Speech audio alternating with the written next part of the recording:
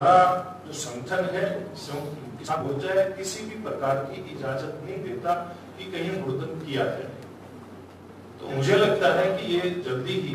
ये लोग जो इनका इस प्रकार का राजनीतिक दलों के कार्यकर्ताओं का एक काम है, वो जनता के सामने कुछ लोग तो बेपर्दा हो गए, कुछ समय के बाद हो जाएंगे। सर, आपने कहा कि गवर्नमेंट भी पीछे रह गया जी, और भारतीय जनता पार्टी का उम्मीदवार जीतता है तो वहाँ पे गवर्नमेंट जी, उसी भारतीय जनता पार्टी के कैंडिडेट का विधायक है जी, लंबे समय से आपके साथ है जी, इस समय ये सब डेवलपमेंट हाउस का नाम भी गिनाया जा सके। देखिए, मैं एक बात कहना चाहूंगा कि कोई भी चुना हुआ प्रतिनिधि है, उसकी जिम्मेवारी है कि वो अपनी विधानसभा क्षेत्र की आवाज विधानसभा में उठाए। मुख्यमंत्री जो प्रशासनिक जो मशीनरी है उसके माध्यम से वो लोगों की इच्छाएं उनकी पूर्ति करे। सिरसा में भी पूरे प्रदेश के साथ साथ इस 2 वर्ष का जो हमारा दूसरी पारी जो शुरू हुई इसका काल है, इसमें प्रयास हुआ है कि काम जो भी विकास के हैं वो हो। लेकिन आप भी जानते हैं और हम भी जानते हैं कि जो कोविड की बीमारी के कारण से लगातार 2 हम सब लॉकडाउन हुए, अपने आप को लॉकडाउन हम सब लोगों को करना पड़ा। तो इसके कारण से कहीं कहीं जो चीजें होनी चाहिए उसमें कमी खाली सिरसा में नहीं पूरे देश के अंदर इसकी कमी रही है। और मैं समझता हूं आगे भविष्य में ईश्वर करे बीमारी ना आए तो जो कहीं कमी रही है विकास की वो हम भी करेंगे। और अगली बात जहां तक हमारे उम्मीदवार की बात है, गोविंद कांडा जी की बात है, इनको बहुत नजदीक से तो अब मिलकर के समझने का मौका मिला कि किस प्रकार से खाली सिरसा नहीं पूरे सिरसा जिला जिसमें एलनाबाद भी आता है, समय समय पर जब भी जरूरत पड़ी गरीब कन्याओं की शादी से लेकर के मुझे जानकारी मिली कि 4000 से ज्यादा गरीब कन्याओं की शादियां गोविंद जी बाबा तारा कुटिया के सेवक होने के नाते करवा चुके हैं। जब कभी किसी गरीब परिवार को और किसी तरह की मदद की जरूरत होती है, गोविंद जी सामने निकल कर आते हैं। उसमें सिरसा के साथ साथ इलाहाबाद के हमारे जो वहां जरूरतमंद परिवार हैं उनकी मदद भी होती है। आज जो कोविड का समय था, जब भी जिस भी संगठन ने जिस भी प्रकार के सहयोग की आवश्यकता महसूस की, जैसे सब सामाजिक संगठनों ने मिलकर के इस महामारी से निकलने का एक बहुत अच्छा प्रयास किया, उसमें गोविंद जी ने भी तारा बाबा कुटिया के सेवक के नाते बहुत अच्छी भूमिका निभाने का काम किया है। तो मैं समझता हूं पूर्व में तो ये जो विधायक वहां के रहे, ये अपने अहंकार के कारण से कि मैं हूं, मैं बड़ा नेता हूं, मैं गली नाली की बात नहीं कर सकता विधानसभा में खड़ा होकर के, अपने अहंकार के कारण से इलाहाबाद का जो विकास वो जनता को एहसास नहीं होगा। गोविंद कांडा जो एक सामाजिक कार्यकर्ता के नाते इतने सेवा के कार्य कर सकते हैं और जो जनता का जो मूड मुझे बढ़ता दिखाई दे रहा है, धीरे धीरे करके सामने तस्वीर आती दिखाई दे रही है, उसके कारण न केवल जीतने में सक्षम हो बल्कि उसके मन में अपने क्षेत्र की जनता के प्रति लगाव इस प्रकार का उम्मीदवार लेकर के आती है। भारतीय जनता पार्टी या गठबंधन के लिए नहीं लेकर के आए और बहुत योग्य उम्मीदवार, जैसे मैंने कहा, मैंने तो अभी कुछ दिन से मेरा जब से सिरसा में इलाहाबाद के चुनाव के संदर्भ में हुआ, जब गोविंद जी ने भारतीय जनता पार्टी ज्वाइन की, जैसा मैंने पूर्व में बताया कि किस किस प्रकार के काम किए। तो जब लगा कि इस प्रकार का एक कार्यकर्ता भारतीय जनता पार्टी का सदस्य बनकर के वो एलनाबाद क्षेत्र की जनता की सेवा करने का एक मन बनाए हुए हैं और उसके मन के अंदर कुछ करने की ललक,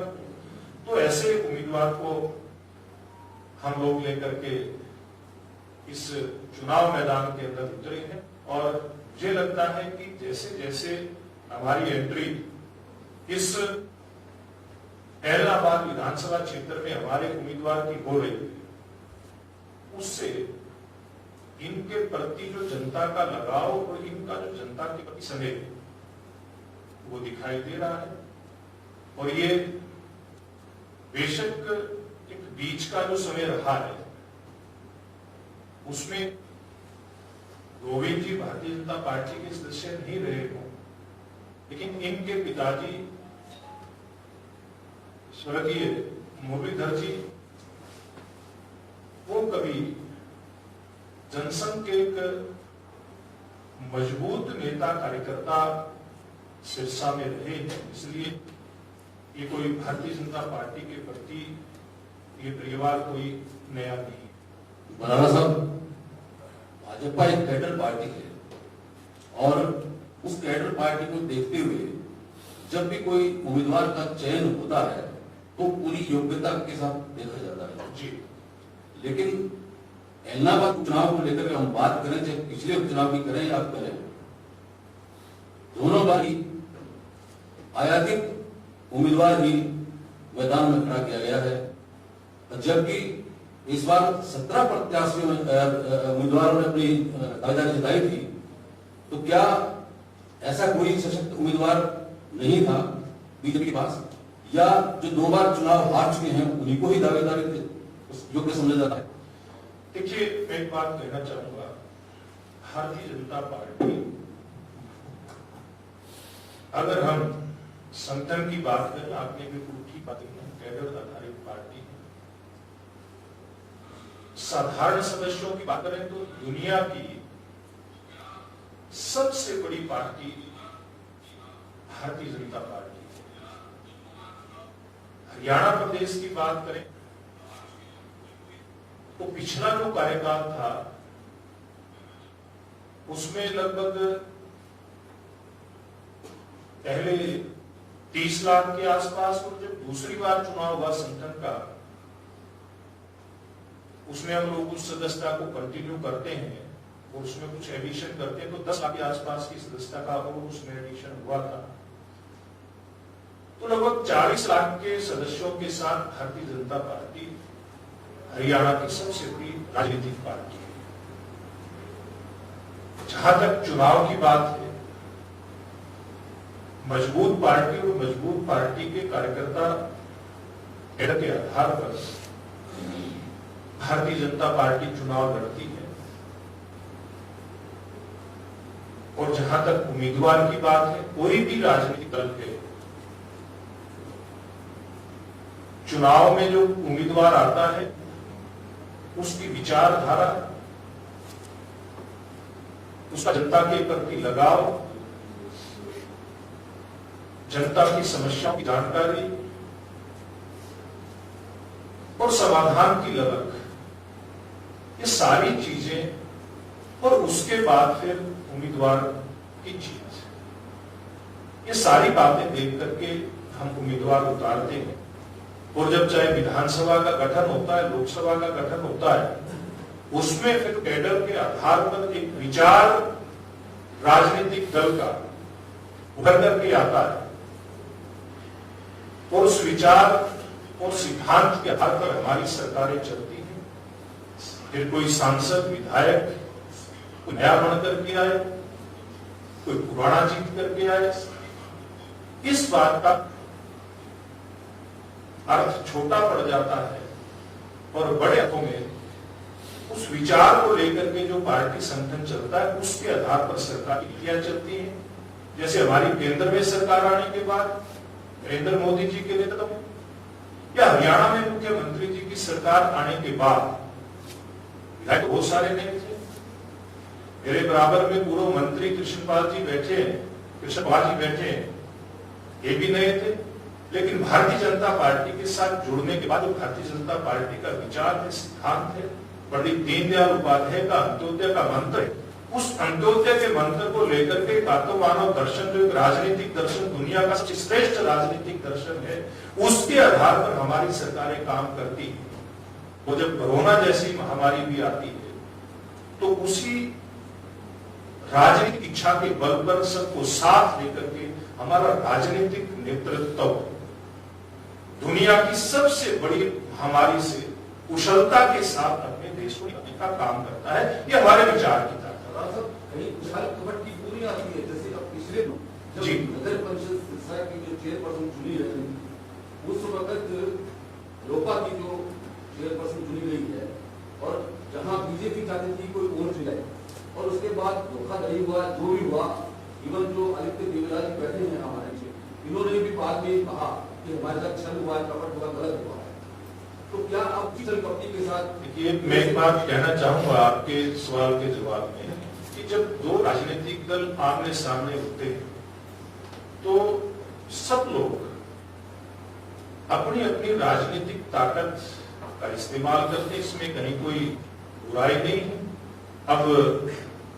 विचार के आधार पर इस देश में अलग अलग राजनीतिक दलों ने अपनी लड़ाई लड़ी।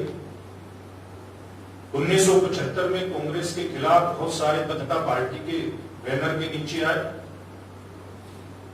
उसके बाद श्रीमान अटल बिहारी वाजपेयी जी के राज में इस देश के अंदर एनडीए का गठन हुआ और एक गठबंधन की नई राजनीति का उदय अटल बिहारी वाजपेयी जी के समय में हुआ। हम वो समय भी आता है जैसे वर्तमान में भी है, हम अपने अपने विचार के आधार पर लड़ाई लड़ते हैं और जब कई बार इस प्रकार का मौका आता है जब स्पष्ट बहुमत नहीं होता है तो आपस में विचारों की समानता के चलते इकट्ठे होकर के सरकार भी बनाते हैं और सफलतापूर्वक चलाते हैं। जैसी सरकार आज 2 साल में चल रही है तो यहाँ की घटना आप बता रहे हैं, इसका निश्चित रूप से ये जो एक हमारा दुनिया का सबसे बड़ा लोकतंत्र है, इसकी एक खूबसूरती मैं कहूंगा कि हम अपना जो विचार है, अपने जो मुद्दे हैं उनके ऊपर आमने सामने भी होते हैं और जब लोकतांत्रिक व्यवस्था में इस बात की छूट होती है कि कोई दल सरकार बनाए बिना बहुमत कि अगर हम असेंबली है तो उसमें मौका आता है तो एक साथ मिलकर के न्यूनतम सारा प्रोग्राम बना करके सरकारें बनाते और चलाते हैं और सफलतापूर्वक अटल बिहारी वाजपेयी जी से लेकर हमारी एनडीए की सरकार नरेंद्र मोदी जी के नेतृत्व में बेशक हमें स्पष्ट बहुमत मिला, लेकिन बाकी दलों को भी साथ लेकर के चले और हरियाणा में हमारी सफलता की सरकार साथ चल रही है। इस प्रकार के मौके राजनीतिक क्षेत्र के अंदर आते हैं और भविष्य में भी कोई इस प्रकार की कोई घटनाएं होती रहेंगी। दादाजी, अभी आपने एक नारा दिया विकास का नारा जी, जो आपने इसमें दिए है, ऐसे 3 प्रमुख कौन से ऐसे विकास कार्य होंगे जो आप करोगे? 3 ही राज्य हैं। देखिए, प्रमुख रूप से जो मैं इस क्षेत्र में आज से नहीं, मैं पिछले 20 साल से जब युवा भाजपा का कार्यकर्ता था, युवा मोर्चा का कार्यकर्ता था, उसमें से दक्ष में यहाँ जो कृषि के क्षेत्र में लोगों ने अपनी मेहनत के कारण से तो तरक्की की है, लेकिन जैसे जल भराव जैसी जो समस्याएं हैं आज भी इस विधानसभा क्षेत्र का इस जिले का बल्कि लगभग 500 एकड़ का रकबा है जिसमें पानी का भराव है। उस पानी के भराव को यानी कि जो सेम है उस सेम ग्रस्त क्षेत्र को ठीक करना ये हमारी जिम्मेवारी है। और ये एक रिपोर्ट की बात, आज की बात नहीं कह रहा मैं, पिछली जो विधानसभा का मैं सदस्य था और अभय सिंह चौटाला भी उसके सदस्य थे, तो मैंने विधानसभा में एक दिन उनके ऊपर एक टिप्पणी की थी। मैं अभय सिंह आपके क्षेत्र में जब हम फतेहाबाद के भट्टू से उधर एंटर करते हैं चोपटा साइड से इलाहाबाद में, तो वहां सेब दरस क्षेत्र शुरू हो जाता है। आप बड़ी बड़ी बातें तो करते हैं, इसके निदान के लिए कुछ करिए। तो उसके बाद दुर्भाग्य से ये 2 साल का समय कोविड के कारण से जरूर खराब हुआ, बीच में लोकसभा विधानसभा चुनाव आए, लेकिन हमारे मुख्यमंत्री जी ने उस बात का संज्ञान लिया और पूरे सिरसा से समेत हरियाणा के कई हिस्सों में जहां सेब का पानी है उसको खत्म करके और किसान की खुशहाली आए, इस बात का प्रयास शुरू हुआ है। योजना 12,500 एकड़ की बन चुकी है और आप अगर जाएंगे, जाते हैं, आपको कभी मैं दिखाऊंगा फतेहाबाद जिले की चीड़ और इसके आसपास गांव में इसी प्रकार की समस्या थी। हमारी सरकार ने उसका निदान करने का एक सफल प्रयास किया। जो पानी कभी जमीन के ऊपर दिखाई देता था, वहां जाकर के आप देखेंगे तो 6 से 7 फुट पानी नीचे जाता है। प्रमुख ये कि किसान के लिए, कृषि क्षेत्र के लिए इस समेत जो भी आधारभूत ढांचे की जरूरत होगी, चाहे उसमें सिंचाई का पानी खेत तक पहुंचाने की बात, इनके 1-2 जगह दिक्कत है, उसका समाधान भी पीछे मुख्यमंत्री जी से कुछ किसान मिले थे, करवाने की बात हुई थी, उसके ऊपर ठोस बात भी हुई। और अगली बात है कि शिक्षा के क्षेत्र में हैदराबाद में बहुत कुछ करने की जरूरत है, इसको किया जाएगा। और तीसरी बात जो आम आदमी के साथ जुड़ी हुई है, बातें तो बहुत है, लेकिन आपने 3 पूछे हैं तो बातें कितनी भी बताई जा सकती है, लेकिन तीसरा है सरकारी जो योजनाएं हैं, बहुत सारी योजनाएं, वो विकास की योजनाएं भी, जन कल्याण की योजनाएं, गरीबोत्थान की योजनाएं, शिक्षा के क्षेत्र में, ऐसी सब योजनाएं केंद्र और प्रदेश सरकार की है। उनका लाभ पंडित दीनदयाल उपाध्याय जी का जो अंत्योदय का हमारा मंत्र है, अंत का उदय, अंतिम व्यक्ति तक इन योजनाओं का लाभ कैसे पहुंचे, ये हमारी प्राथमिकता में रहेगा। और हम वो जल्दी आपके सामने जो हैदराबाद के लिए हमारा जो घोषणा पत्र होगा उसको भी जारी करेंगे, डिटेल में फिर जिस दिन करेंगे उस दिन चर्चा करेंगे। लेकिन थोड़ा सा चुनाव पहले से बहुत व्यस्त प्रोग्राम है। एक सवाल सिर्फ एक सवाल, आपके उम्मीदवार का इनेलो से मुकाबला मानते हैं या कांग्रेस से? देखिए, मैं एक बात कहता हूं कि यहाँ की जनता को जिन जिन लोगों ने छलने का काम किया है एलनाबाद की जनता को, और वो एलनाबाद की जनता उनको सबक सिखाने का काम करेगी। फिर तीसरे पे कौन आएगा, दूसरे पे कौन आएगा, चौथे पे कौन आएगा, ये एलनाबाद की जनता तय करेगी। और मैं एक बात विश्वास के साथ आपके बीच में कह रहा हूं, तो हमारे पास लोगों का फीडबैक है, क्योंकि फीडबैक वैसे नहीं आता है। हमने जन कल्याण के काम किए हैं, जो गरीब व्यक्ति जो खास करके रोजगार की बात करें तो रोजगार आम आदमी के लिए, जैसे मैंने कहा ना, मैं और मेरा यहां चलता था एलनाबाद में, हमारी सरकार आने के बाद कहीं पर एलनाबाद विधानसभा क्षेत्र से एक अनुसूचित जाति परिवार से हमारी एक बेटी पुलिस में एएसआई सब इंस्पेक्टर भर्ती होती है। एक किसी क्षेत्र का शायद डबवाड़ी के आसपास का 2016 में भर्ती हुई थी, एससीएस उसमें वाल्मीकि समाज से वो भर्ती होता है, तो बेटी पुलिस में भर्ती, उसका परिवार तो भट्टे के ऊपर ईंट बनाने का काम करता है, आज भी करता है। मैं कितने उदाहरण ऐसे बता सकता हूं, ये ऐसे उदाहरण हैं कि जनता को लगता है कि इस बार मौका है कि हम लोग ये एलनाबाद के उपचुनाव के माध्यम से जो इस क्षेत्र में नौकरियों का सूखा रहा, इस क्षेत्र में जो विकास की योजनाएं ठीक प्रकार से यहाँ का जो हमारा उसको कह सकते हैं प्रतिनिधि, उसने प्रयास नहीं किया, उस प्रयास को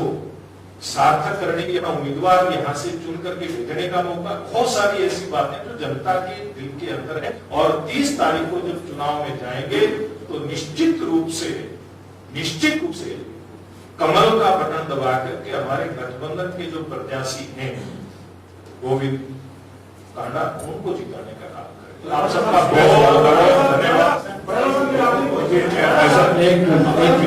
आपके लिए है ना, वहाँ मिलते रहेंगे, आपसे लगातार मिलेंगे। मैं एक बात कहता हूँ, खर्ची वाला आपने बताया, मैं सिर्फ एक जानकारी आपसे चाहता हूँ कि भाजपा और जनता गठबंधन के बाद ऐसा कोई एक उदाहरण दीजिए जो पर्ची सिस्टम पे खड़ा हो। देखिए उदाहरण एक देने की जरूरत ही नहीं है। जितनी भी भर्तियां हुई हैं ऑन रिकॉर्ड, नहीं जैसा आपने पहले चाहे मैं बता रहा हूं, देखिए एक मिनट के लिए आप सुनिए। आप हमारी सरकार जो आई 2014 में, उससे पहले की अगर बात करें तो 1999 से लेकर के 2004 तक केवल 11,800 बच्चों को रोजगार मिला है। 2005 से लेकर के 2014 तक 9.5 साल के कार्यकाल में हुड्डा साहब ने लगभग 20,000 लोगों को रोजगार दिया। और हमारी सरकार 85,000 से ज्यादा तो हरियाणा स्टाफ सिलेक्शन कमीशन के माध्यम से और लगभग 4800 के आसपास हरियाणा पब्लिक सर्विस कमीशन के माध्यम से रोजगार दिया। और एक एक बच्चे का उदाहरण अगर चाहोगे तो मेरे पास सूची है, मैं खाली नहीं बैठा हूं, रिकॉर्ड के साथ बैठा हूं, आपको उपलब्ध करवाएंगे, चिंता करने की बात नहीं है। 30 तारीख तक आपके बीच में है। आपका बहुत बहुत धन्यवाद। आप सभी के लिए आमंत्रित हैं, आप सबका बहुत बहुत आभार।